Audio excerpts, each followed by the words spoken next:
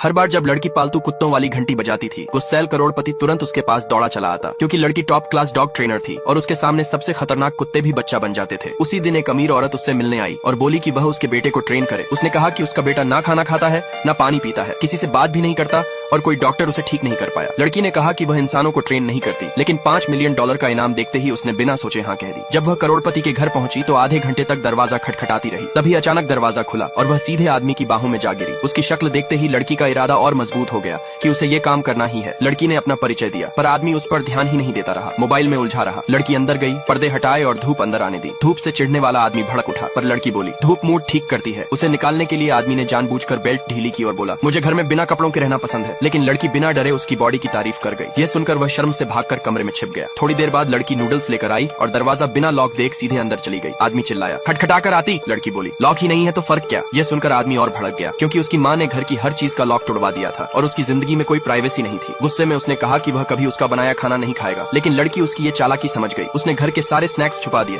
और सिर्फ टाइम पर खाना देने लगी। घंटी बजती, वही खाने का संकेत था। पहले 2 दिन आदमी ने खाना नहीं खाया। लड़की ने भी कुछ नहीं कहा, बस समय पूरा होते ही खाना हटा दिया। भूख से तंग होकर तीसरे दिन वह खुद कमरे से बाहर आ गया। लड़की समझ गई कि पहला स्टेप पूरा हो गया, अब भरोसा बनाना है। वह उसके सामने बैठी और बोली अगर तुम खाना खाओगे तो तुम्हारे कमरे का लॉक ठीक कर दूंगी। यह सुनकर पहली बार आदमी उसकी ओर देखने लगा। लड़की खुद को रोक नहीं पाई और उसके सिर पर हल्का सा हाथ फेर दिया। कमरे में लौटते ही आदमी का दिल अजीब तरह से तेज धड़कने लगा। कुछ दिनों बाद लड़की ने वादा निभाकर उसका लॉक ठीक करवा दिया और चाबी उसके हाथ में रख दी। उसी रात आदमी ने चुपचाप खाना खाया और खाना खत्म होते ही वह पिघलकर लड़की के पास आया और धीमे से बोला क्या तुम आज भी मेरा सिर सहला दोगी। पार्ट 2 देखने के लिए सब्सक्राइब